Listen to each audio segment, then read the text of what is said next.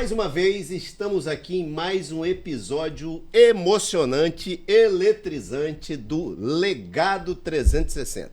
Eu sempre passo aqui, logo no início, afirmo, muito mais do que resultados, legados permanecem. Então, assim, eu tenho tido a grata satisfação de receber aqui ilustres pessoas que vêm com as suas histórias, que contam um pouco da sua trajetória profissional, liderança, enfim. E hoje eu estou tendo a grata satisfação de ter comigo aqui. Na verdade, hoje não é um único convidado, não. Nós estamos aqui com 2 convidados. Ele até me falou um pouco aqui de se somar aqui o que estaríamos tratando em termos de legado, algo muito forte em termos de números. Então, eu vou desde já aqui passar aqui a palavra para o meu amigo Serginho, né? Ele vai se apresentar e logo em seguida, doutor Sérgio Vidigal. Olha que honra. Na verdade, são muitos anos de história. É claro que eu tenho um pouco menos de história do que aqui do meu lado, Sérgio Vidigal, mas sou muito grato por ter esse nome, esse sobrenome e conversar um pouco sobre legado. Então, aqui estou com minha referência e vou deixar que ele se apresente também. Bacana, muito bom. Primeiro, quero dizer que estou feliz aqui na sua presença, Rodomário, né? A última vez que nos vimos tem um certo tempo, muito não é bom tempo. Nem falar quanto tempo não, tem. revela as idades aí. Mas assim, eu também, para mim é um momento muito importante e eu fico muito feliz em estar tendo essa oportunidade, porque Serginho fala direto que ele me prestou o nome, né? Eu fico muito feliz em ter, né, alguém que não é simplesmente um filho que realmente corre o mesmo sangue na veia, mas alguém que com certeza tem me honrado muito, tem honrado muito a sua família. Muito bom. Então eu fico muito feliz em estar aqui e falando um pouquinho do legado, né? Porque eu achei muito legal o nome do podcast, Legado 360. Isso aí. A gente pensa que legado é uma coisa velha, antiga, que a gente carrega, né? O legado, na verdade, é uma herança, mas não é uma herança patrimonial, pecuniária. É uma herança de uma história. É isso aí. E eu tenho certeza absoluta que cada um de nós, cada um de vocês que estão nos assistindo, também tem uma história, tem um legado. E é muito bom que esse legado permaneça. Olha a minha felicidade. Está aqui do meu lado alguém que tem esse compromisso de manter essa história. E esse é o patrimônio que eu posso deixar para os meus filhos. O meu currículo, a minha história. Eu falei, doutor Sérgio, aqui há alguns minutos antes de eu chegar, eu falei com o Sérgio, Serginho, uma coisa que a gente tem aqui é isso, é que se alguém parar e perguntar para o primeiro mandato do doutor Sérgio como prefeito da Serra, perguntar o número de obras, o número de resultados que representou a entrega pela prefeitura, com certeza as pessoas vão ter dificuldade de lembrar. Não vão saber o número de ruas, não vão saber o número de postos de saúde, o número de escolas, porque são resultados. E esses resultados, efetivamente, eles passam. Mas agora, fique imaginando aquelas pessoas que tiveram oportunidade de serem impactadas ou transformadas através da sua história, né? Uma história que eu já vou começar aqui fazendo o seguinte. A gente vai falar aqui de algumas dimensões, como a gente tratou no início, mas eu queria o seguinte. A gente vai falar de legado, vai falar de continuidade, de história. Eu queria que o senhor trouxesse aqui 3 palavras que resumem o Serginho. Fala aqui 3 palavras que ilustram bem quem é o Serginho hoje.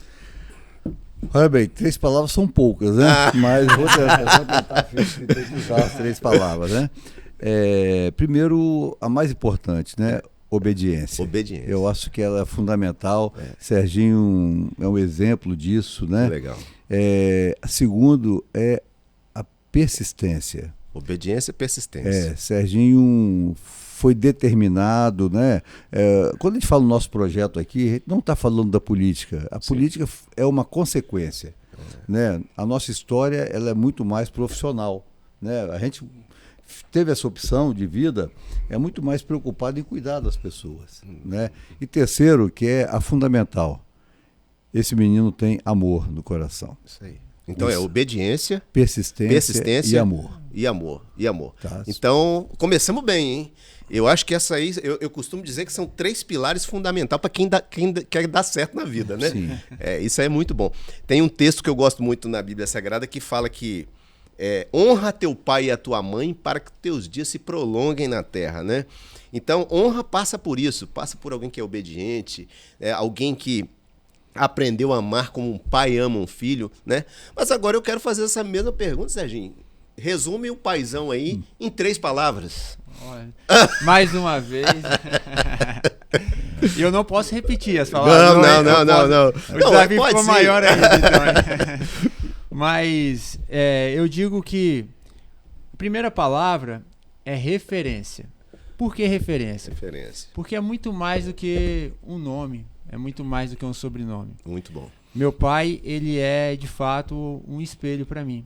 Porque você pode influenciar as pessoas através do discurso, da palavra, mas eu aprendi com meu pai através do exemplo. O legado, na verdade, agora eu vou divergir um pouquinho dele do início, tá? Para que a gente crie uma certa polêmica e gere um corte. É isso aí. Na verdade, ele falou de herança. E o legado foi como sendo uma herança que você deixa para alguém. Mas, na verdade, eu entendo que herança é aquilo que você deixa de forma passiva para alguém. É isso aí. Isso aí. E o legado muito bom. aquilo que você deixa dentro de alguém. Isso aí. É aquilo que você promove nas pessoas. Não é aquilo que você faz pelas pessoas. Vai dar um cortaço aí, hein? Já temos o primeiro corte aí. Não é pelo que você faz na vida delas. É o que você deixa na vida delas. E o que ele deixou dentro da minha vida foi justamente pelo exemplo. Não foi através de conselho, não foi através de discurso. Embora eu tenha presenciado quase todos os discursos dele no meio político, o exemplo dele é muito maior do que isso. Meu pai é meu herói. Então a segunda palavra que define ele é herói. Porque ele é um inconformado com esse mundo. E a palavra do Senhor também diz sobre isso. Sim. Não vos conformeis com esse mundo, mas transformai pela renovação da vossa mente, para que viva a boa, perfeita e agradável vontade de Deus. Muito bom. E através dessa posição dele, eu pude perceber o que de fato é ser médico. Porque médico não é tratar doença. Medicina nos ensina que é cuidar de gente. Eu aprendi com meu pai a cuidar de pessoas. E vi ele cuidando não só na medicina, como também na vida pública. E por isso tenho ele como herói.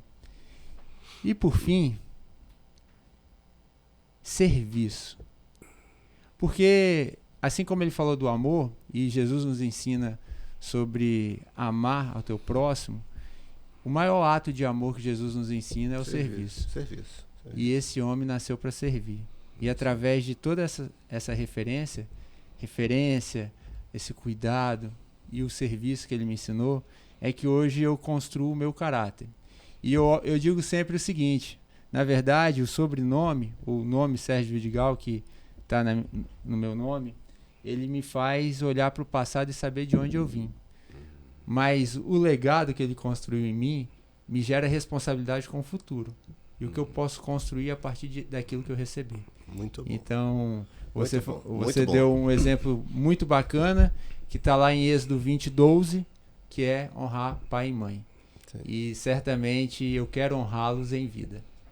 E eu acho interessante, nesse texto mesmo, diz que existe uma promessa atrelada a esse que honra, né? Para que te vá bem na terra. Então assim, você que está acompanhando a gente aqui, se você quer se dar bem na vida, honra teu pai e a tua mãe. Porque tem uma garantia, né, Serginho, de uma promessa que se são estabelecidas. Eu costumo dizer que existe uma lei, doutor Sérgio, existe uma lei natural que não há algo pior do que um pai enterrar um filho, né? E a gente percebe, o Brasil é um país violento, e quantos pais estão hoje enterrando seus filhos, né? Então assim, mas eu acredito que aquele filho que honra um pai, ele vai viver muito tempo nessa terra e vai desfrutar de coisas boas, né? Mas eu quero aproveitar esse gancho, né? Se o Sérgio Vidigal, doutor Sérgio Vidigal, pudesse voltar lá aos seus 10, aos seus 15 anos, né? Aquele garoto, né? Andava por que cidade com essa idade? Qual era a cidade? Olha bem, eu acho que tudo na vida é um exemplo, né? Serginho fala do exemplo do pai, mas eu não posso esquecer do exemplo do meu pai, né? Que isso foi fundamental. Lógico que a gente vai evoluindo, eu consegui dar uma condição de vida melhor ao Serginho, né? Lógico que meu pai, tinha muito mais dificuldades, muito mais desafios naquele momento. Mas exatamente aos 10 anos de idade, eu estava morando em Alto de Caratuíra, porque eu nasci em Santo Antônio. Alto né? de Caratuíra. Alto de Caratuíra. E lá, o meu pai, ele trabalhava com compra de café, mas depois ele resolveu ser comerciante. E lá ele inaugurou a primeira padaria, chamada Padaria Pão Gostoso, lá em Alto Caratuíra. E aos 10 anos de idade, eu não chamo esse trabalho de escravo, porque ele nunca deixou de me permitir e até me cobrava que eu pudesse estudar. Mas aos 10 anos de idade eu estava trabalhando, ficava um período no caixa junto com a minha mãe, né? E também aproveitava também naquela oportunidade a gente fazia muita entrega de pão, né? E pão, biscoito, essas coisas. E eu também aproveitava para poder embalar os produtos, né? E ajudava, um período eu fazia isso, outro período ir para a escola. Então, essa faixa minha de 8 anos até os 23 anos, porque nós tivemos padaria e lanchonete até a minha formação de médico. Até esse período? Até esse período. Né? Nós começamos lá em Alto Caratuíra, depois nós fomos para a Rua 7, e no final a gente tinha uma padaria da Jerônimo Monteiro. Né? E, então, assim, nesse período eu tinha o privilégio de contribuir com a minha família e, ao mesmo tempo, eles me dando condições para que eu pudesse estudar. Né? Então, e eu não tenho nenhuma vergonha de dizer isso. No dia que recebi a notícia que eu passei no vestibular de medicina, eu estava fazendo uma entrega de pão, porque eu tinha 17 anos de idade, não podia dirigir ainda. Eu estava entregando pão na Rua 7, né? Tinha uma lanchonete famosa da Rua 7 chamada Lanchonete 7. Foi quando alguém ligou no telefone informando que ia sair do resultado, né? Então, assim, eu sou muito grato a meus pais. O senhor acredita que esse momento do garoto Sérgio contribuiu para o atual Sérgio? Mas eu contribuo muito, muito, né? Eu creio que, assim, tudo aquilo que eu vivi e da onde nós saímos, né? Eu nasci lá em Santo Antônio, lá ali perto do contorno, né? Meus pais moravam no fundo da casa da minha avó. Né? Então, meu pai também foi um desbravador junto com a minha mãe, né? Que era uma companheira inseparável dele. Né? Eu acho, não tenho certeza, que essa é a razão do meu sucesso. Eu ter em Sueli uma companheira inseparável. Entendi. Tá? Para chegarmos onde chegamos, porque isso é fundamental. A união da família, do casal, ela é fundamental. Então, assim, essa é a minha história lá do início, né?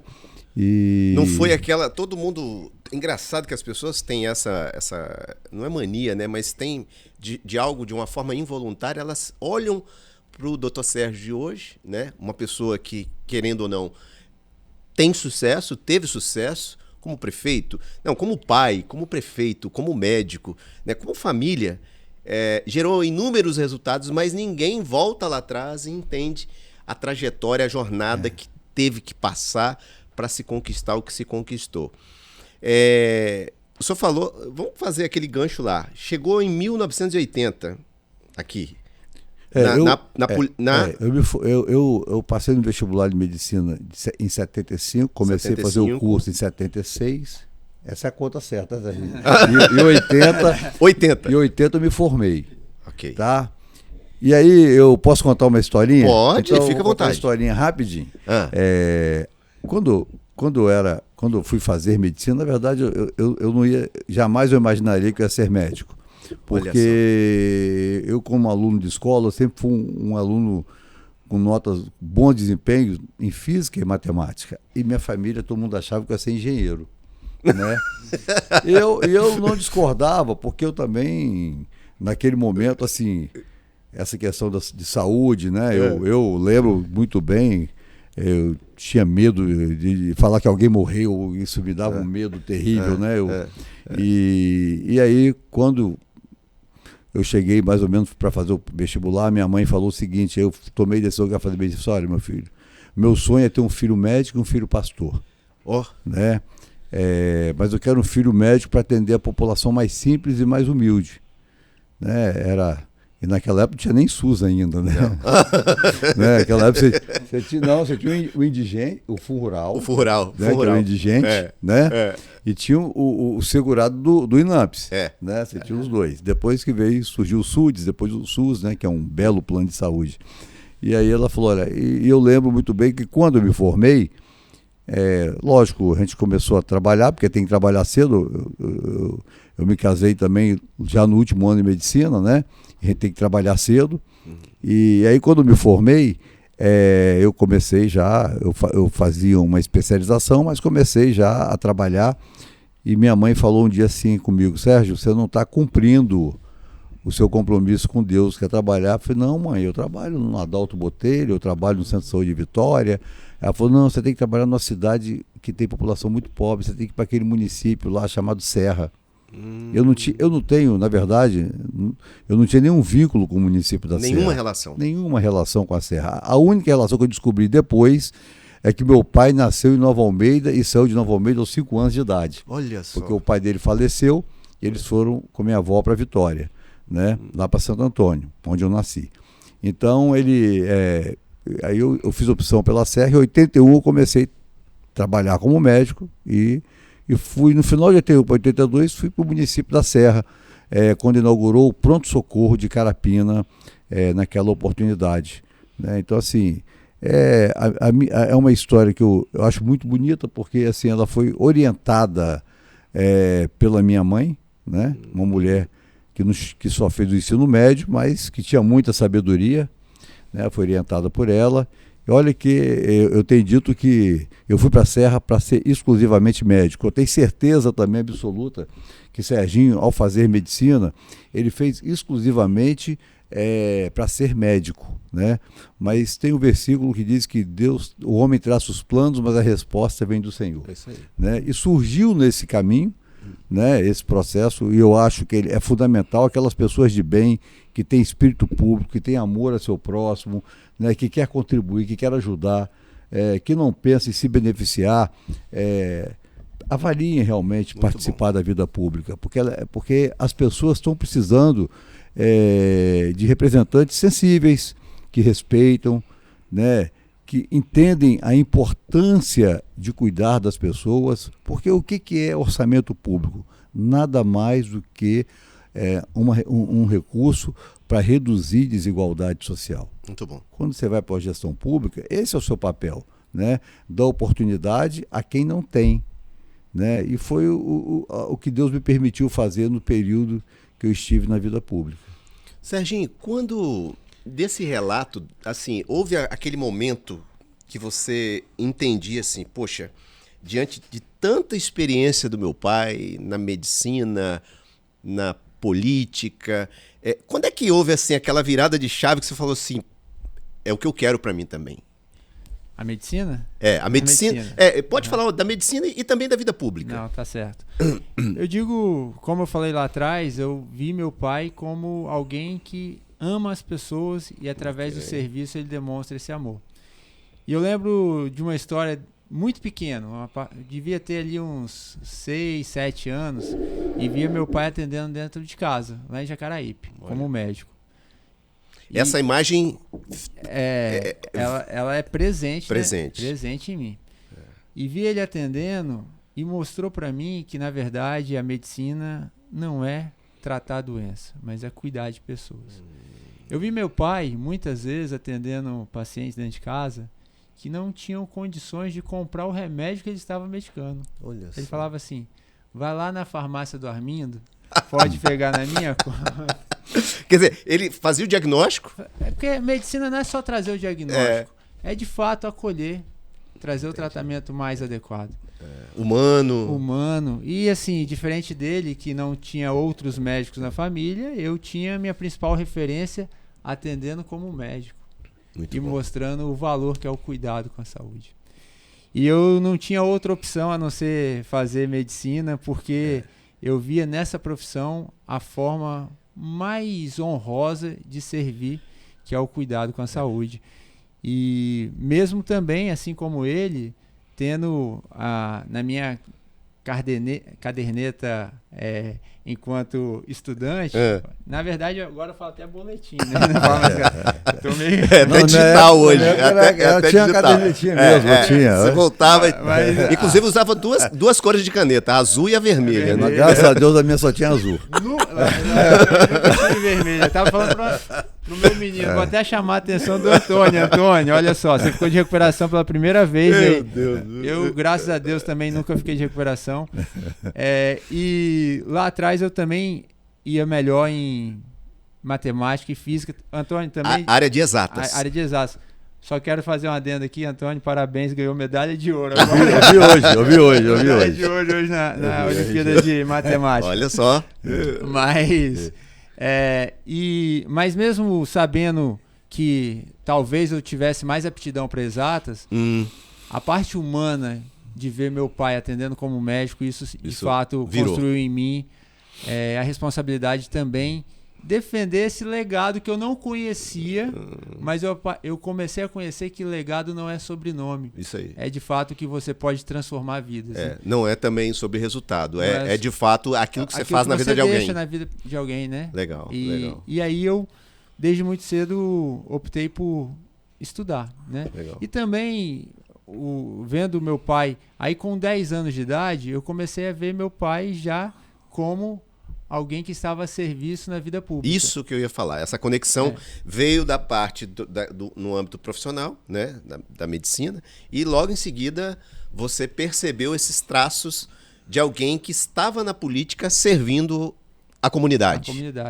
Até porque ele conseguiu enxergar mais do que as doenças que as pessoas, ou as dores que as pessoas vinham trazendo para ele. E ele percebeu que a cidade estava desorganizada. Aquela cidade para onde ele foi empenhar e trabalhar, ela precisava de uma organização para que ela pudesse gerar o seu potencial de crescimento. Literalmente a cidade estava doente. Estava doente. E esse slogan, em 1992... A cidade estava doente. Ele veio com esse slogan dizendo que a Serra precisava de remédio. Olha só. Deputado estadual. Foi isso mesmo? Não, 94. Foi 92. 94 eu repeti. A Repetiu, Serra tem remédio. Antes eu disse que precisava. Em 94 eu afirmei que a Serra tinha remédio quando eu fui candidato em 94 a deputado estadual. E como as coisas se conectaram, né? E aí eu trago uma história. E eu não tinha marqueteiro, hein? Não tinha nada disso, tá? A gente. Olha, veio o insight. Veio o insight e falou assim: ó, vamos trabalhar a formação aqui dentro da cidade. Eu lembro muito bem, tinha uma vacina como. Um desenho de uma seringa. E aqui vou fazer uma desconstrução dele também. Ele é médico, mas ele morre de medo de agulha. Eu vou fazer um desafio a todos os homens que estão aqui.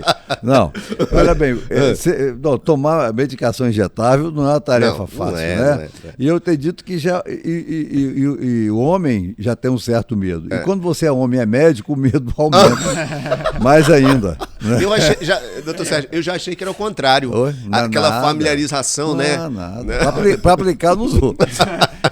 E aproveitando esse ensejo, dia 14 de junho agora é dia do doador de sangue. Olha só, hein? E eu faço um convite a todos. Já faz ali, Sérgio. Fazer um convite direto a todos que estão nos assistindo a se disponibilizar a doar vida, porque o sangue é muito mais do que apenas o sangue, é especificamente a oportunidade de estabelecer vida para aquelas pessoas que precisam passar por uma cirurgia grande, ou às vezes estão no tratamento de câncer, e até mesmo para as pessoas que de repente aconteceu algum acidente e precisa urgentemente a disponibilidade de sangue. Então, eu vou fazer minha parte já. Dia 14 nós teremos então o dia do doador de sangue. Bom. Isso é importante, até porque os nossos estoques estão diminuindo. Muito bom, muito bom. E segundo ponto, então, eu até trago à memória algo que eu aprendi com meu pai desde pequeno. Eu vi meu pai, desde pequeno, andando pela cidade, servindo a cidade, não tendo final de semana em casa com filho, nada disso. E eu sou até um dos motivos da renúncia dele, porque a gente, enquanto família, tem que se renunciar de estar esses momentos de conforto com a família para que possa estar a serviço. E eu lembro dele andando pela cidade e falando o nome de pessoas humildes, chamando pelo nome as pessoas mais humildes da cidade. Isso mostrou para mim que a verdadeira liderança, ela acontece no ato de servir. E aprendi com meu pai que, acima de todas as coisas, é necessário a gente se doar. Porque a nossa vida ela é muito curta aqui na Terra. E se a gente não poder colaborar, de certa forma, a amar outras pessoas através de serviço, a gente talvez não vai ter utilidade nessa Terra. E isso foi formando em mim um compromisso de serviço. Eu encontrei, então, na medicina essa oportunidade. Hoje, dou graças a Deus, porque através do cuidado com a saúde ocular, eu pude permitir que um pouco de mim pudesse estar presente em outros pacientes, outras famílias. Você fez uma ponderação, Serginho, era exatamente essa pergunta que eu ia fazer. A oftalmologia tem...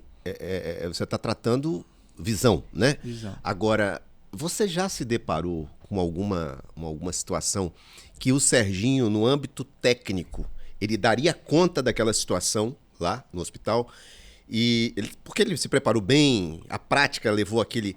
Mas que no aspecto humano, né, da condição da pessoa, você falava, poxa vida, isso aqui não foi a UFES que me ensinou, né? Foi olhando o pai no dia a dia, no trato. Teve alguma situação como essa que você olhou assim, ó, tecnicamente eu resolvo, mas do ponto de vista de pessoa, de situação, tá complicado? É mais complexo. É mais complexo. Sim, tive algumas questões e, em especial, eu digo sempre que aquilo que talvez mais incomode o nosso coração é quando a gente personifica alguém.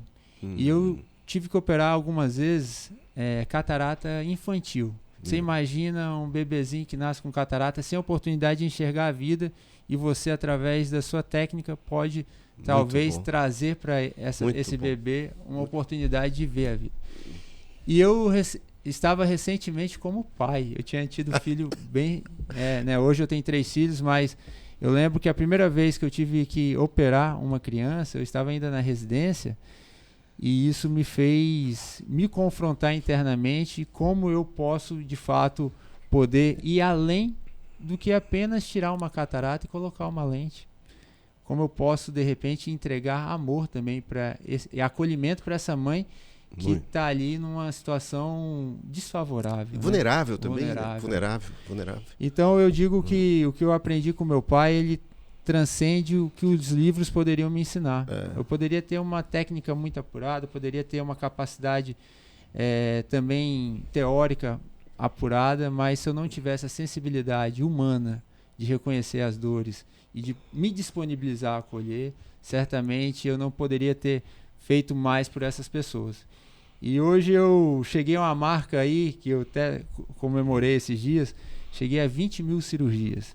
20 mil cirurgias? 20 mil cirurgias. 20 mil cirurgias não são só 20 mil pacientes. São vidas. 20 mil famílias. Vidas, né? Influenciadas. Situações delicadas. Né? E a visão é o órgão sensorial mais importante a nível de conhecimento e de socialização de uma pessoa. Quando você tem uma deficiência visual, muitas vezes você não tem a possibilidade de aprender coisas que a gente pode estar disponibilizando. Muitas vezes você não tem a capacidade de repente, estar inserido no mercado de trabalho, ou muitas vezes você não consegue fazer relações familiares por conta da deficiência visual. E a cirurgia ela é algo muito benéfico porque ela costuma ser bem objetiva. E aí, o resultado é quase imediato. Quase né? imediato.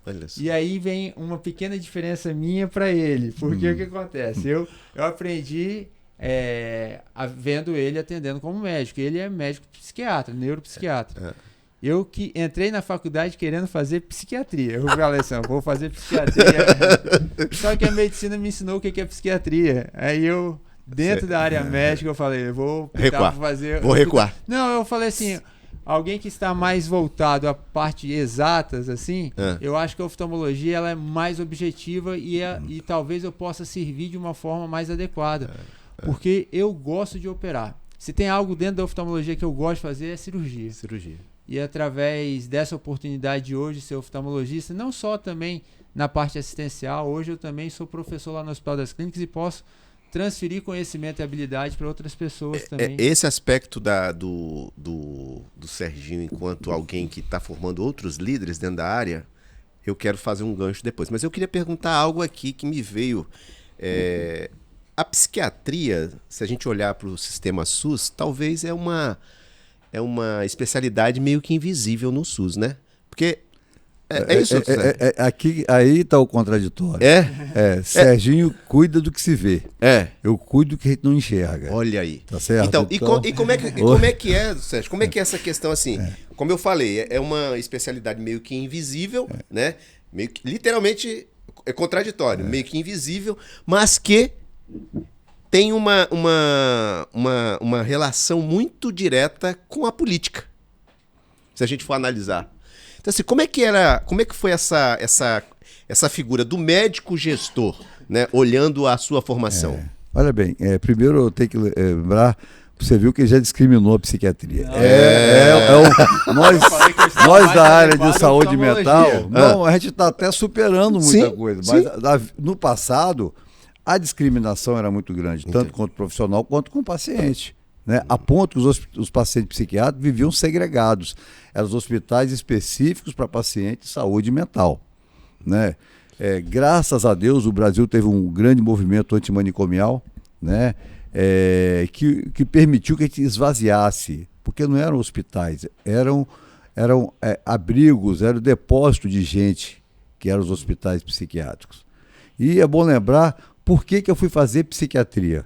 Olha que eu, quando era garoto e até na adolescência, quando eu vi um paciente de saúde mental na rua, eu atravessava a rua, porque botava na cabeça, ele pode correr atrás de mim. Com medo?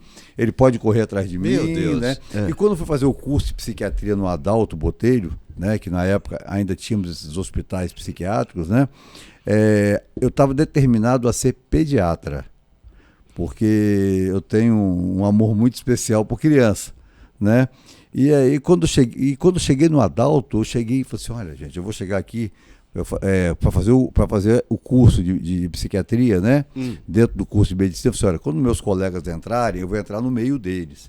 Porque se algum paciente correr, a ideia que você tem é essa, né? Que alguém vai correr atrás de você, vai, né?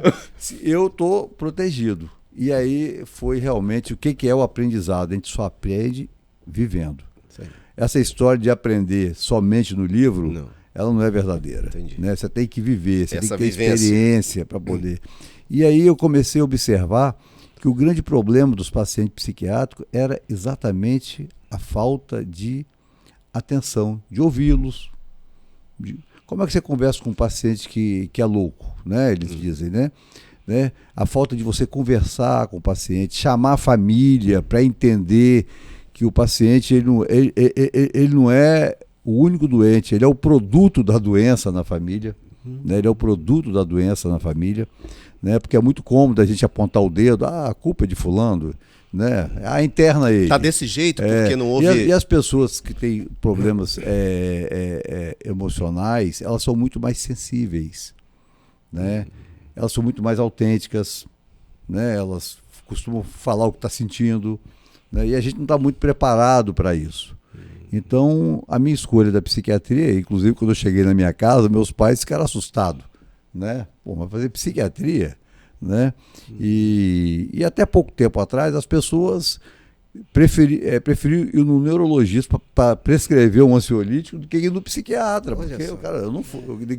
Eu vou falar que assim, a minha filha hoje ela tá fazendo terapia e a minha esposa teve a oportunidade de acompanhá-la numa das consultas e ela em algum momento falou de psiquiatra. Me deu aquela travada que eu falei assim, não, peraí, minha filha... E isso que o senhor está falando é um retrato que talvez seja... Retrato não, é um reflexo do que existe nessa cultura de as pessoas entenderem, por má informação, de criar esse preconceito. Isso. Agora, o senhor falou uma coisa interessante.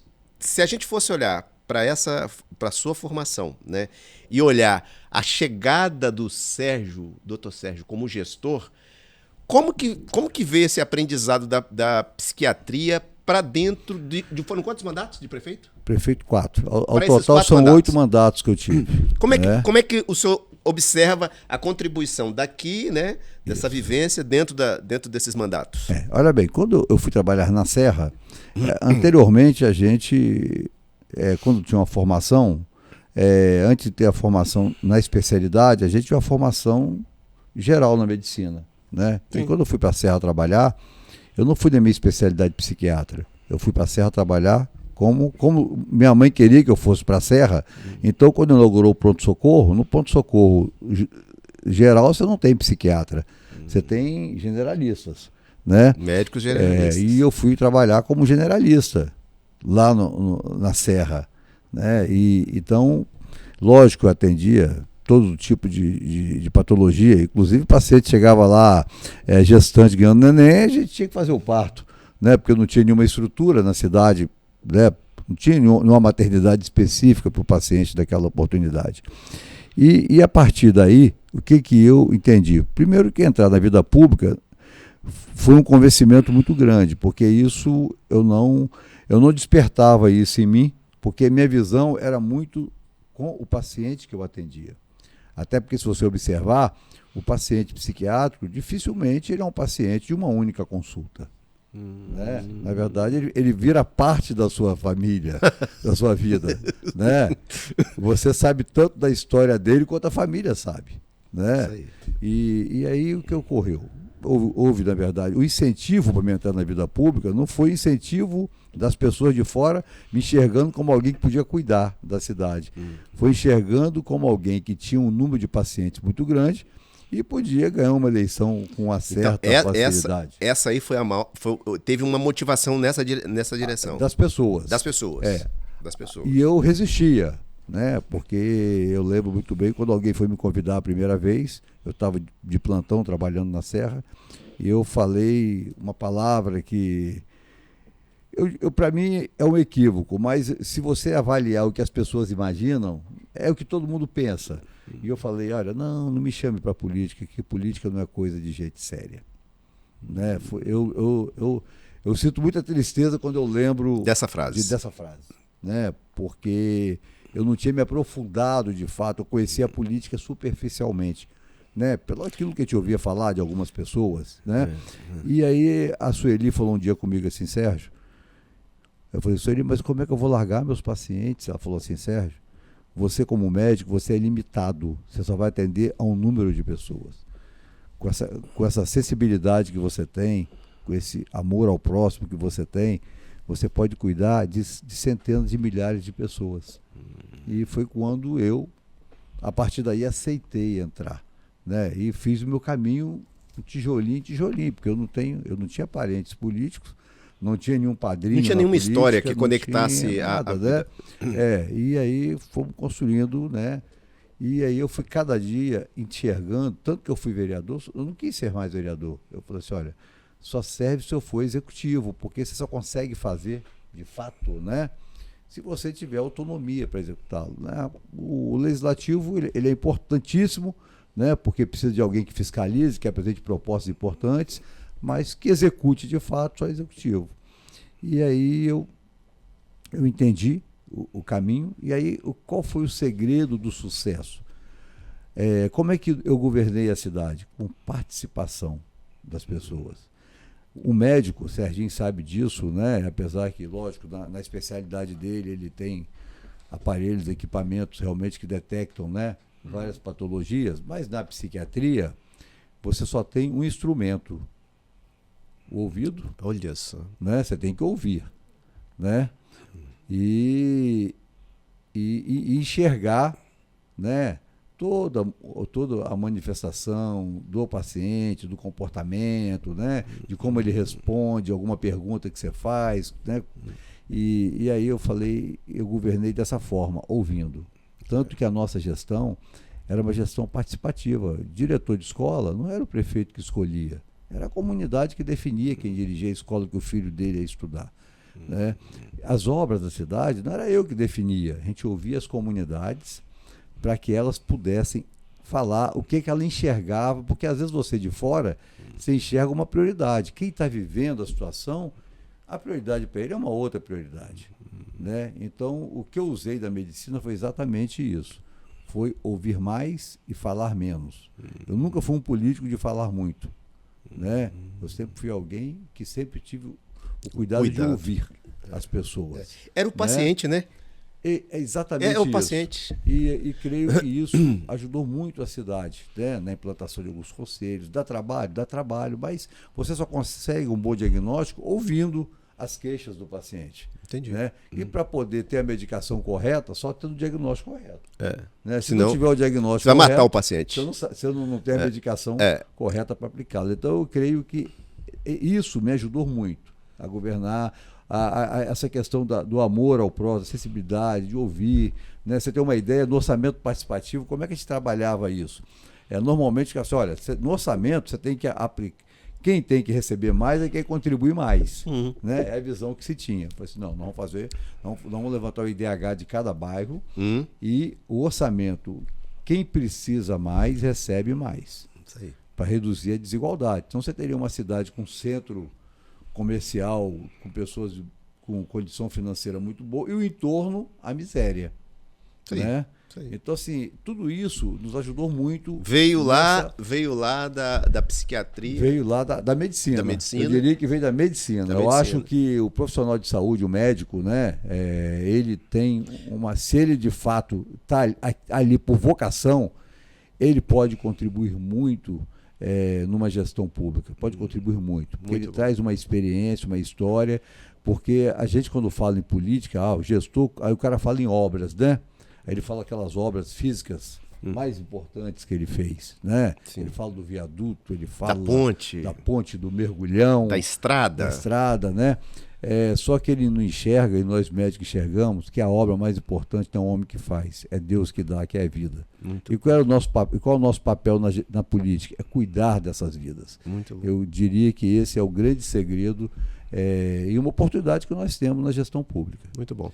E só acrescentando, aproveitando esse ensejo, porque olha como a medicina e o Sistema Único de Saúde ensina tudo isso.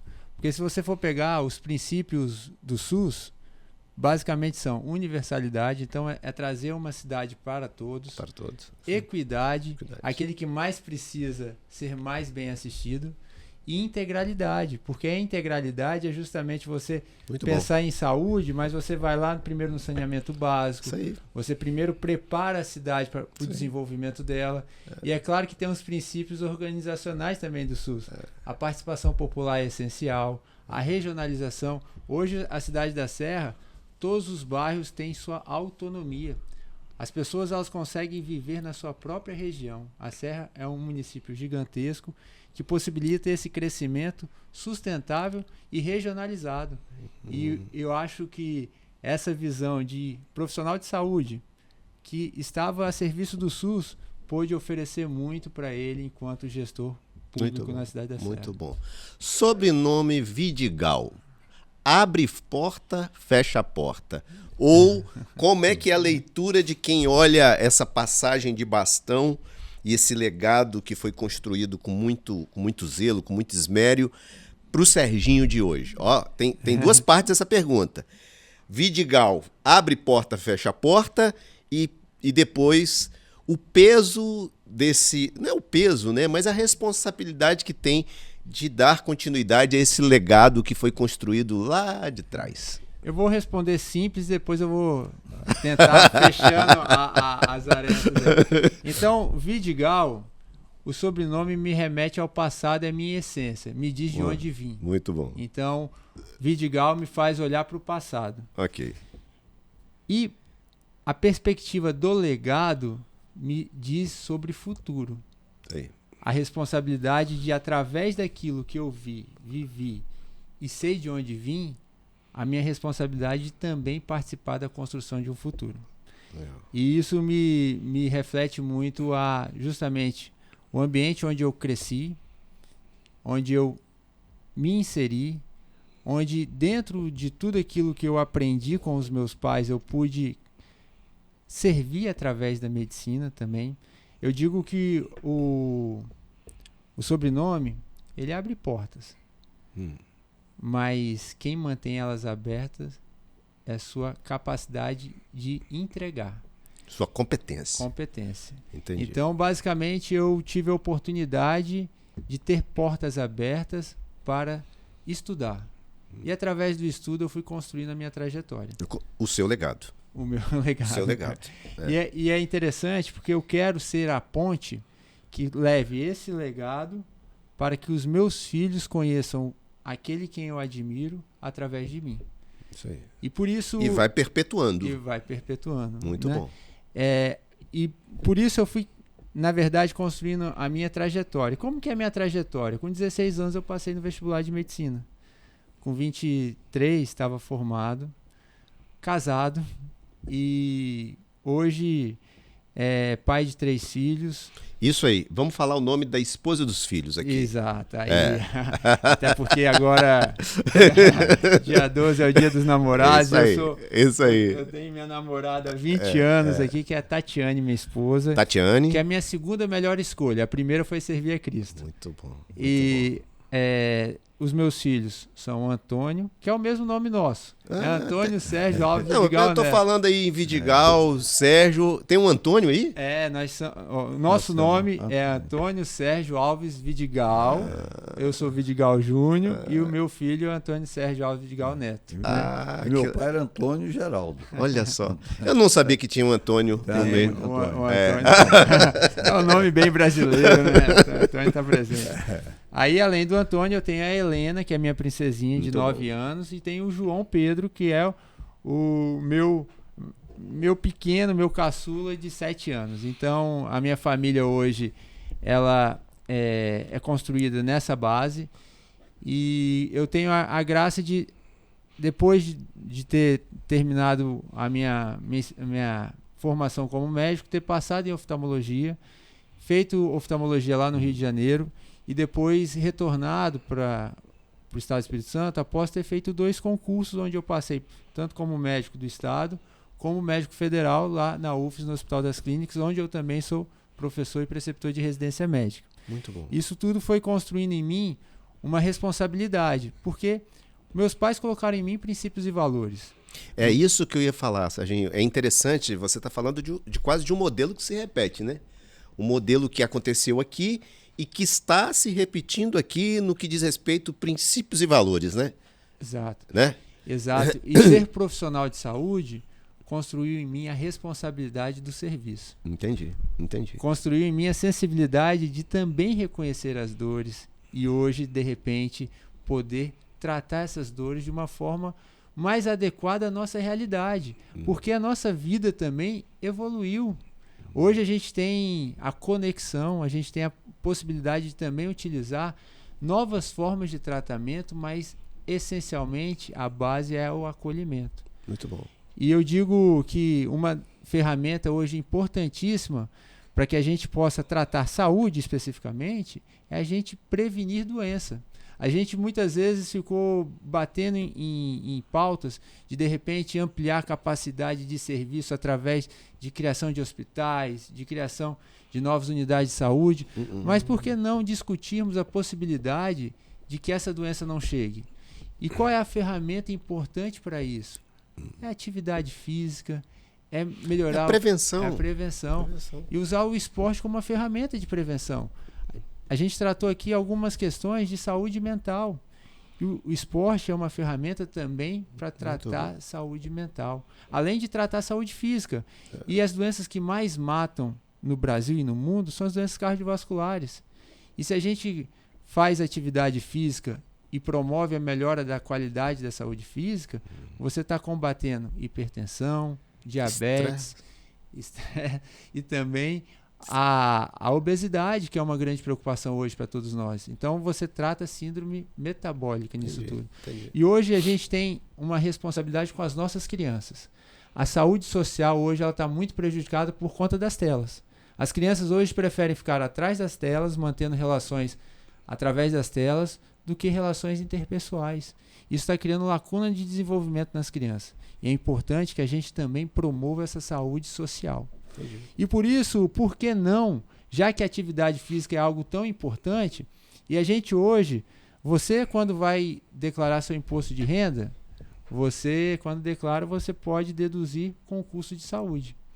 E por que a gente não pode deduzir também com o custo de atividade física? Olha se a gente está também de repente... Já tem uma pauta aí. Se a gente está investindo na saúde e diminuindo o custo de saúde. Isso vai ter um impacto lá na frente. Vai ter um impacto Os positivo desdobramentos lá na disso aí. frente. Por que a gente não pode, enquanto médico, também ter uma receita ativa? A gente tem receita passiva. Você prescreve o paciente vai lá, pega... Consertar o que está ruim. E aí, se você, ao invés de prescrever remédio, você prescrever atividade física para alguém que está com hipertensão, diabetes, sedentarismo. E aí o Estado ter a possibilidade de ofertar essa atividade física assistida. Deus. Então você também está diminuindo o custo lá na ponta para o SUS. Você falou de custo, Serginho. Eu vou devolver aqui, vou pegar aqui o doutor Sérgio. Existe algum custo, doutor Sérgio, um custo invisível na política, até diante de tantos anos vivenciando mandato de prefeito, deputado federal, estadual, vereador? Existe um custo invisível na política e que quem paga a conta é a família? Olha bem, eu não sei se eu entendi muito bem a sua pergunta, né? Você está falando isso existe de uma forma... Existe um custo que hoje, para ter sido prefeito, vereador, deputado, existe um custo invisível, né? Uma conta a ser paga que só a família...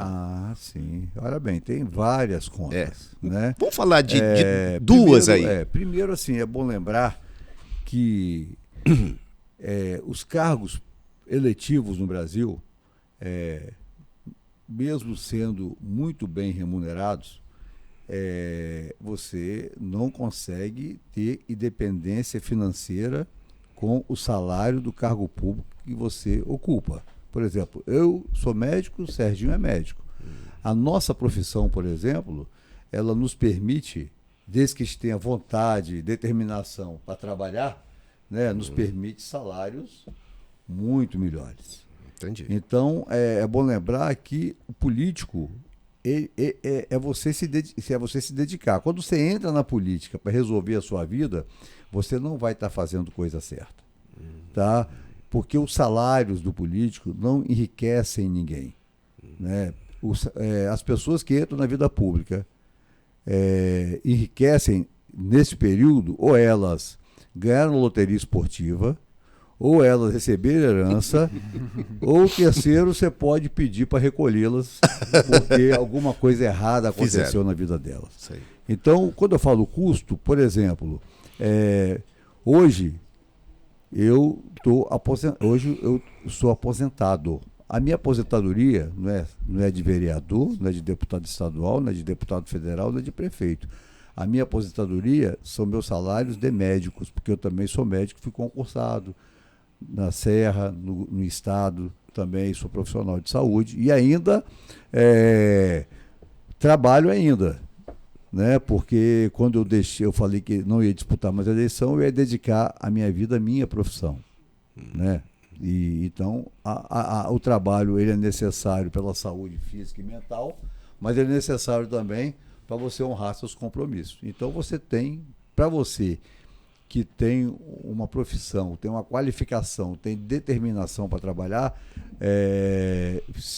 se você entrar na política achando que é por investimento, não retorno financeiro? Não entre, a não ser que você está com outras ideias, né, com outros pensamentos dentro da política.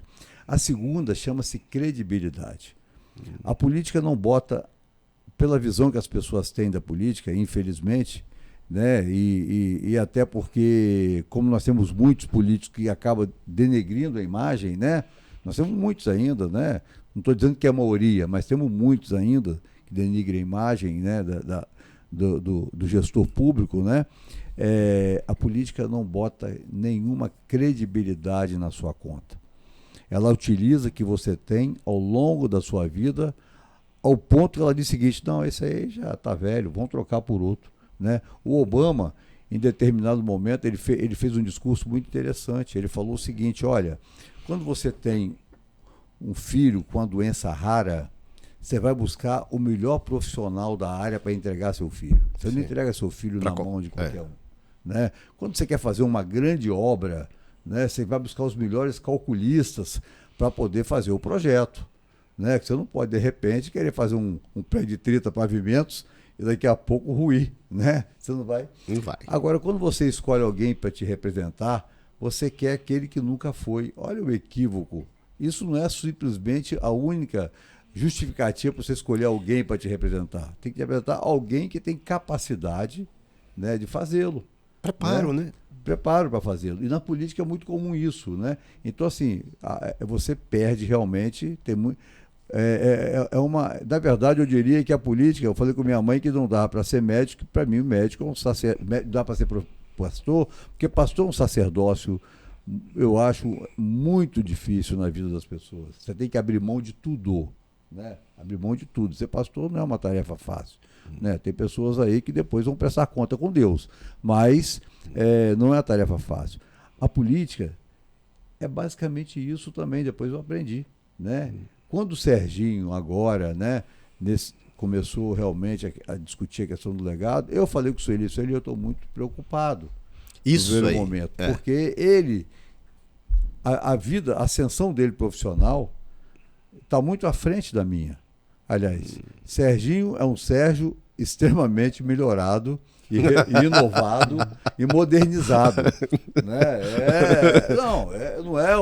Não sou eu. Talvez o que tenha de mim é muito mais essência, a base, né? base. Mas ele é uma pessoa muito mais qualificada e mais preparada hoje, até porque se assim não fosse, não teria esse resultado Conquistado, da profissão que ele tem hoje, né? Mas aí eu falo assim, olha, a gente também não pode querer que as coisas boas fiquem somente para a gente, vamos dividi-las com os outros. Isso aí. Né? Isso aí. Então, nós estamos neste momento dividindo, né, uma joia rara que nós temos, que tem no coração, tá certo? Eu diria amor, né? Amor, respeito pelas pessoas, né? O carinho pelas pessoas, para poder realmente entrar na vida pública, que vai abrir mão, ele sabe disso, de muitas coisas da vida dele, né? Ele tem que agora adaptar a Tati com os meninos, né? Vão ter que entender que terá um Serginho menos tempo em casa, mas por uma missão justa e digna, que talvez são invisíveis aos olhos dos homens de vida política, tá? Com certeza isso vai permitir que ele vai poder contribuir, que outras pessoas possam um dia ter a oportunidade, tá certo? Que os seus filhos e seus netos não tiveram. Seus filhos, seus pais e seus avós não tiveram. Né? Quando eu falo isso, eu olho para a Serra, né, e fico observando uma cidade que hoje nós temos a maior estrutura de educação do Espírito Santo. São 72 mil alunos matriculados. Temos a maior estrutura de saúde, talvez poucas pessoas sabem.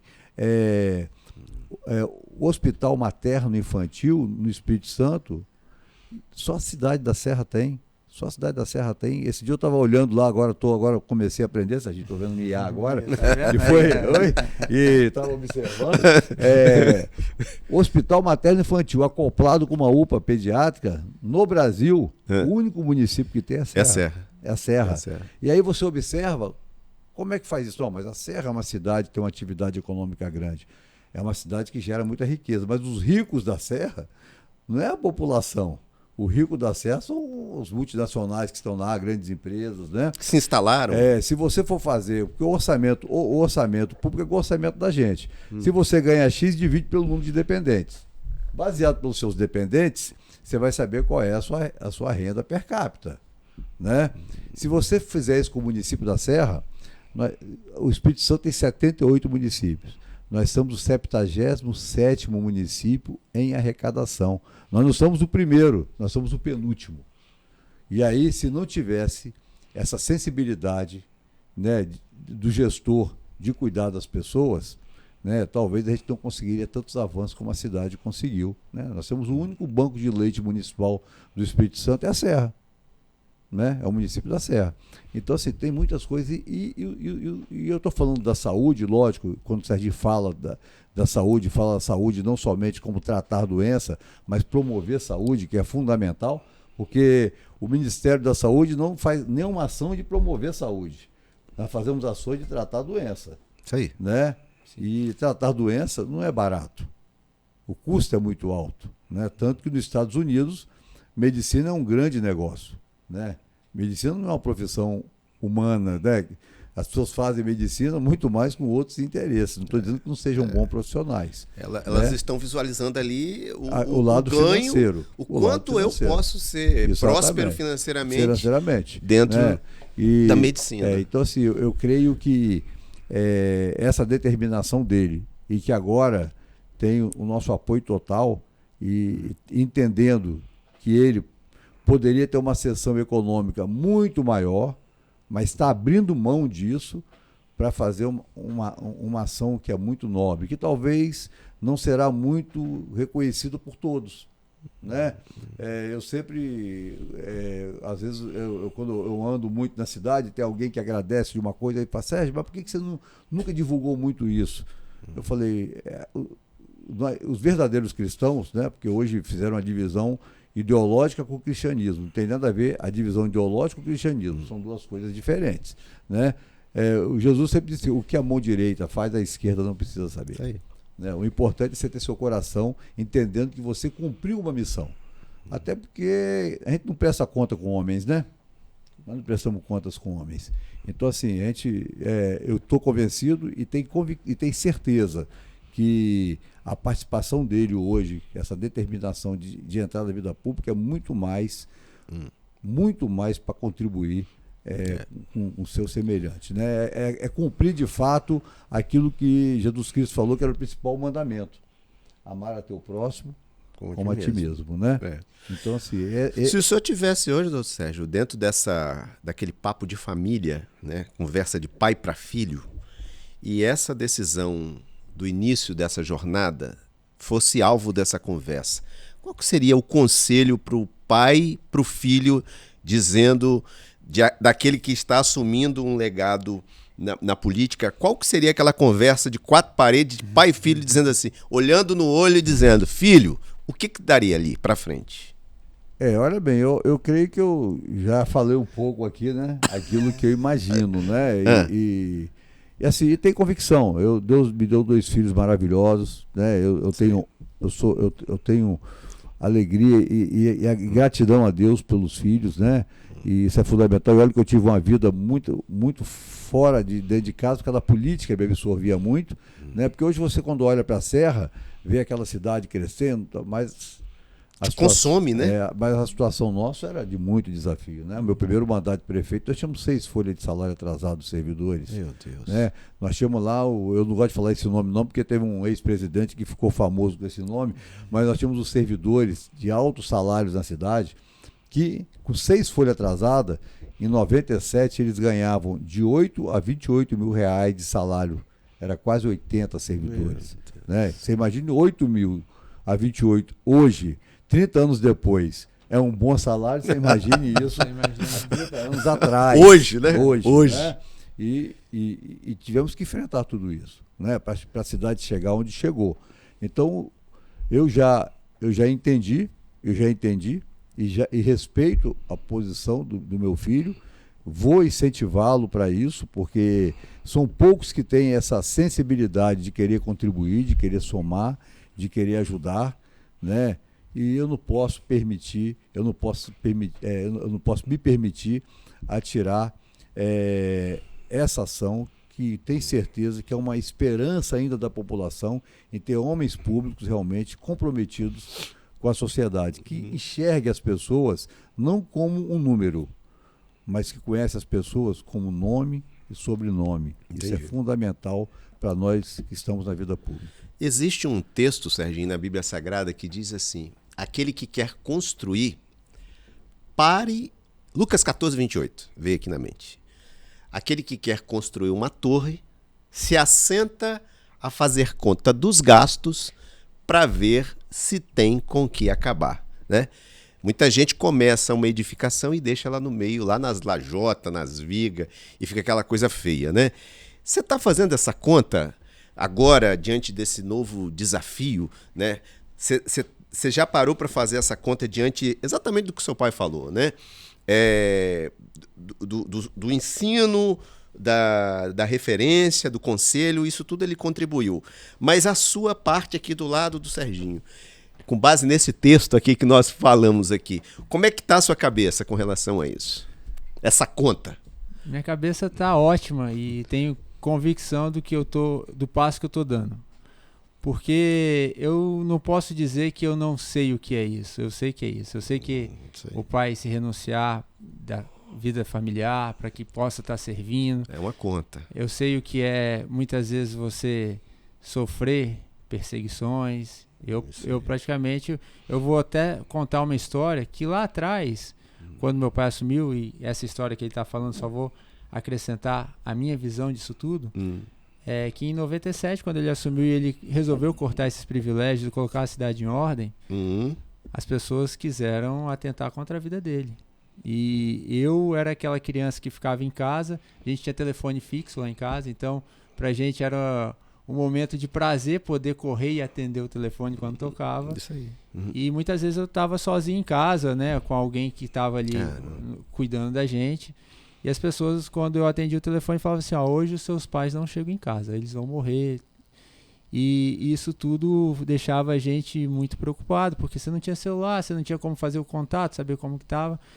E eu só podia ficar em casa em oração e sabendo que eu precisava esperar eles chegarem em casa para eu ter a certeza que eles estavam vivos naquele dia e dormir e poder acordar no outro dia e estudar.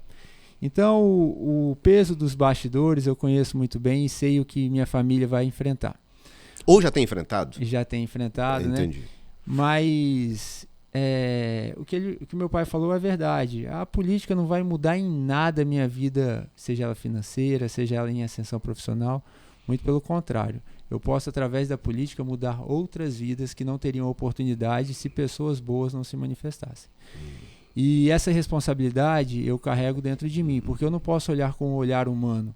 Se eu aprendi a palavra de Deus e entendo que, na verdade, a nossa vida ela está para servir ao próximo, eu tenho que ter a coragem necessária para cumprir o propósito do Senhor. E quem quer cumprir o propósito do Senhor vai passar pelo processo. O processo que machuca, que fere, que muitas vezes faz com que... Paulo era catedrático, né, Zé, nisso aí, né? Muitas vezes o apóstolo Paulo lá no chão, na espada, a fome, a sede. Mas eu tenho certeza que o propósito cura. Todas essas lutas que você enfrenta nesse momento, certamente o propósito de Deus cura. E algo que Nelson Mandela dizia, e eu tenho visto hoje muito na política, e por isso também me proponho a entrar nesse debate, é porque ninguém nasce odiando ninguém. O ódio ele é ensinado. E o ódio tem sido ensinado através da política. Só que Nelson Mandela também dizia que assim como o ódio pode ser ensinado, o amor também pode. Muito bom. E o amor ele é ensinado não pelo falar. Não adianta eu chegar lá numa tribuna e começar a falar de amor. São as minhas ações. Tem que ter algo prático e que se materialize na vida das pessoas. Exatamente. Né? É o quanto eu posso servir a pessoa a ponto de transformar aquela vida. E eu aprendi com meu pai justamente tudo isso. Não só com meu pai, mas com minha mãe também. Entendi. E hoje eu estou como pré-candidato a deputado federal. Justamente por quê? Porque eu vejo a minha cidade podendo crescer e avançar ainda mais. A gente tem 6 anos que não tem um representante na Câmara Federal que tenha a Serra como prioridade, que tenha a maior cidade do Estado do Espírito Santo, a cidade que mais cresce no Estado do Espírito Santo, a cidade que mais gera emprego e renda no Estado do Espírito Santo, como prioridade de suas ações. Entendi. E isso faz com que a nossa cidade tenha algumas dificuldades para manter o crescimento que veio tendo desde lá de trás. E eu tenho certeza que parcela dessa contribuição que hoje meu pai pôde colher enquanto gestor público veio da minha mãe enquanto deputada federal lá atrás, que se propôs a ajudar e colaborar. São 6 anos agora. O mandato é de 4. Ele está falando 6 anos porque eu interrompi meu mandato em 2020 para voltar à prefeitura. Então, de 20 para cá, a Serra não tem nenhum representante a nível federal. Então são 6 anos. Eu queria aproveitar, nós estamos caminhando para o final. Tá muito bom esse papo, mas nós não falamos aqui de fé e propósito. Né? Falamos um pouco de vida pública, de formação profissional. Eu queria devolver aqui a palavra ao doutor Sérgio. Diante de tantos desafios, diante de tantas até lutas, né? Quando que o doutor Sérgio recorreu à fé? Olha, eu diria que se não fosse pela fé, a gente não tinha nem iniciado o processo. Então vem essa coisa, a relação com a fé vem lá de trás. Lá de trás. E agora, eu sempre falei também que a fé é importante, mas sem obras ela é morta. Você precisa ter fé, mas precisa também de executar alguma coisa, né? Ter algumas ações. E aí foi a oportunidade também que eu tive, né? Porque você imagine assumir um município como nós assumimos o município da Serra, né? Sem não ter ninguém próximo, haja fé, ninguém né? A recorrer, haja fé. Né? E eu diria, a gente chama a fé hoje com outro nome, né? Eu tenho dito que eu chamo a fé hoje de ousadia, né? Porque foi muita ousadia, talvez assim, hoje, mesmo tendo a fé que eu tenho, né? Hoje, se eu fosse olhar o cenário que eu vi lá atrás, eu pensaria 2 vezes pelo cenário, né? Como é que você supera tudo isso? Entendi. Então, e a grande vantagem é que Serginho tem a fé, tem a ousadia, porque ele é ousado, você viu aí, a história que ele contou de medicina aqui, ele nunca falou para mim. É mesmo? Não, eu nunca. Para mim foi uma surpresa quando o senhor falou assim, olha, ele vai fazer medicina. Psiquiatria, então, eu jamais imaginaria. Né? O senhor falou agora aí, o senhor falou de fé... Ousadia. E a terceira, que eu também já tive e é fundamental, vitalidade. Entendi. Né? Isso. Fé, ousadia e vitalidade. Tá? Okay. Isso é fundamental, né? Para esses novos desafios, novos tempos. Porque os desafios só mudaram de nome, mas os desafios continuam ainda na vida pública. Então o senhor continua afirmando que o senhor continua sendo experimentado através dessa fé, que não é uma fé que ele fez sair lá de trás, pegar o município da Serra do jeito que estava e trazer para essa realidade hoje. E aí eu vou acrescentar e vou devolver para o Serginho aqui. Seu pai falou de fé, ousadia e, por último, vitalidade. A Bíblia, Serginho, diz que a fé é o firme fundamento das coisas que não se veem, mas se esperam. Né? O que você espera diante desse desafio que você tem? Até porque se o assunto é visão, é com você mesmo, né? Vou só concluir o versículo então, que é 2 Coríntios 4:18. Porque as coisas que se veem são temporais, mas as que não se veem são eternas. É isso aí. Fechou. Virou até uma pregação aqui, hein, gente? Ó, eu vou falar, se você... Está faltando fazer apelo no final desse podcast aqui, viu? Se você quiser aceitar Jesus, tem a oportunidade. Aproveita aí, viu?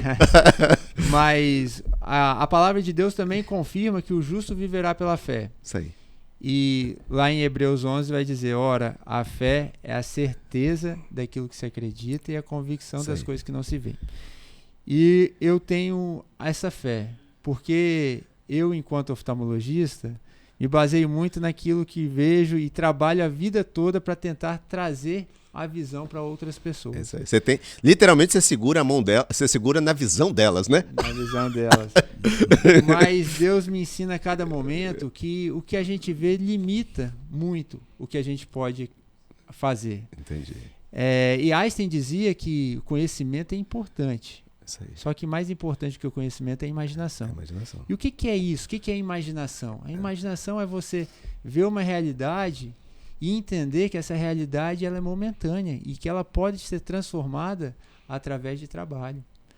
É ver a cidade da Serra lá atrás desacreditada, 30 anos, e entender que aquela cidade tinha um potencial de crescimento. Alguém teve uma visão lá atrás, né? Lá atrás. Alguém teve que ser visionário, né, Serginho? Né? Tem gente que tem essa visão. Porque, na verdade, lá atrás, Tomé dizia que ele precisava ver para crer. Só que a gente tem que crer para ver. É isso aí. Então, se você crê que algo pode ser feito, você vai ver a realização disso tudo. Muito bom. E concluindo aquilo que eu estava falando lá atrás, é o seguinte, eu me preparei para isso porque em 2024 eu comecei a crer ou ter fé que eu poderia servir também através da vida pública. Muito bom. E eu acredito... Como um chamado, né? Como um chamado. Como um chamado. E eu acredito muito mesmo na educação e no poder que a educação tem na qualificação das pessoas. E o que eu fiz? Me qualifiquei. Eu fiz uma pós-graduação um MBA, na verdade, de Gestão e Políticas Públicas. Hoje eu estou concluindo o curso que é o Renova BR. Muito bom. Que eu entendo que a política ela precisa, mais do que apontar problemas, é trazer soluções para a vida das pessoas. E a gente só traz soluções se a gente se qualificar para propor essas soluções de forma, principalmente no momento que a gente vive, de forma inteligente. Muito bom. E hoje eu creio que a política ela pode ser transformada a partir de pessoas boas preparadas e estarem ocupando um espaço de decisão. Porque política nada mais é do que resolver conflitos. E a gente resolve conflitos através do diálogo. Eu creio muito que o diálogo vai voltar para a política. Eu creio muito que a polarização ela vai diminuir, porque a polarização ela não entrega na prática o que as pessoas precisam. Precisam de uma saúde adequada, precisam de uma educação, precisa de combate à violência, precisa, na verdade, mais do que discurso raso, obras que de fato fazem diferença na vida das pessoas. Muito bom. E eu hoje quero servir a população através de tudo aquilo que eu construí dentro da minha trajetória médica e dentro daquilo que eu aprendi com os meus pais. Tenho fé que muito bom. A gente vai poder muito contribuir de certa forma. Me lembra o nome dos seus netos aqui. Netos? Os netos. 5 netos. Tá? Vou começar pelo nome do mais velho, né? Isaac. Depois do Isaac é o Antônio. Depois do Antônio é Maria Eduarda. Depois de Maria Eduarda a Helena. E depois da Helena o João Pedro. Ok. Olhando para aquela câmera ali, o senhor vai falar para eles... imagina que eles estarão vendo esse vídeo daqui a 50 anos. Né? Daqui a 50 anos. E você já não, com certeza não estará aqui, né? Não, eu tenho fé. Tem fé? Até para isso tem fé. Imagino que eles gostariam de estar escutando do vovô Sérgio Vidigal. Fala diretamente, olhando para aquela câmera, lembrando quais palavras que eles gostariam de estar escutando do vovô. Primeiro, eu quero agradecer a Deus pela existência deles, porque aquele tempo que eu não pude dar para os pais deles, Deus está me permitindo eu dar um tempinho maior para eles. Isso é um privilégio para mim, né? Conviver com o crescimento de cada um. E eu tenho dito que netos são bênçãos do Senhor. Eu até brinco, falo assim, Deus construiu uma coisa melhor do que neto, ele escondeu. Então, quer dizer, meus netos, que eu sou muito grato a Deus pela vida de cada um de vocês e tenho convicção que através dos seus pais, vocês também serão grandes homens e construirão grandes histórias aqui, não somente aqui no nosso estado, mas no nosso país. Bacana. Serginho, imagina você ali falando para o doutor Sérgio e a sua mãe, a Sueli, né? E eles estarão em algum lugar ouvindo a sua mensagem diante desse legado que eles deixaram para você. Qual que seria essa mensagem que você deixaria para os seus pais ali? Olha, eu acho muito legal o discurso, a mensagem, mas eu tenho certeza que eles vão ver através das obras que eu vou deixar. Porque a mensagem ela é muito elaborada, muito bacana, mas nada se compara às nossas ações. E você pode ter certeza, Sérgio, Sueli, Vidigal, que vocês vão ter a honra de ter tido um filho que foi alguém que trabalhou em prol de uma população, em prol das outras pessoas, mas acima de tudo conservou os valores e os princípios que vocês colocaram na minha vida. Porque eu tenho a convicção que a minha vida não é para crescer individualmente, mas para que eu possa distribuir tudo aquilo que eu aprendi com vocês para as pessoas que nos cercam e fazer do nosso mundo um mundo melhor. E certamente vocês terão esse prazer de dizer: o meu filho não me desonrou em nenhum momento. E eu tenho um compromisso. Em não desonrar meu Deus em quem eu acredito, não desonrar os meus pais, não desonrar a minha esposa que confiou em mim antes mesmo que eu tivesse minha carreira médica construída, e não desonrar os meus filhos, que são os frutos daquilo que Deus me concedeu. Muito bom. Gente, olha só, eu tô muito feliz. Quero falar para vocês, se vocês ainda não tiveram oportunidade de passar aqui pelo nosso podcast, acompanhar aqui através das nossas redes sociais, no YouTube especialmente, você já se inscreve aí no Legado 360. Nós temos certeza que são histórias como essa, daqui do Serginho, Dr. Sérgio, que vai impactar a sua vida, a sua trajetória. Eu queria, assim, de antemão, agradecer. Para mim foi maravilhoso, sabe? Para mim isso aqui não foi nem podcast, gente. Isso aqui foi uma aula, um aulão aqui, ao vivo aqui, e eu pude aprender muitas coisas, né? Então, uma alegria, tá, Serginho, ter te recebido aqui, Dr. Sérgio. Muito feliz, assim. Quero já tentar aí, eu sei que agora o tempo é corrido, mas a gente vai voltar aqui a conversar mais sobre isso aqui, né? O papo ficou tão agradável que eu acho que se deixasse a gente ia até a hora do almoço. Porque o legado continua, né? O legado é Sérgio, olha, obrigado, tá, muito Romário? bom, Obrigado, muito bom, obrigado. muito feliz, Tá. aprendi muita coisa aqui, bom. política, saúde, né? Isso aqui, parece até treinador, esses caras, né? O Serginho aqui se mostrou assim, foram tantos insights que eu tô até preocupado com a quantidade de corte que vai ter aqui. Serginho, uma alegria, Obrigado. viu? Foi bacana. Tenho certeza que vai ser, se não for um dos melhores, sim, vai ser, a audiência vai lá em cima, né? Um forte abraço, já aproveita, se inscreve, compartilha e manda para pelo menos umas 30 pessoas esse conteúdo.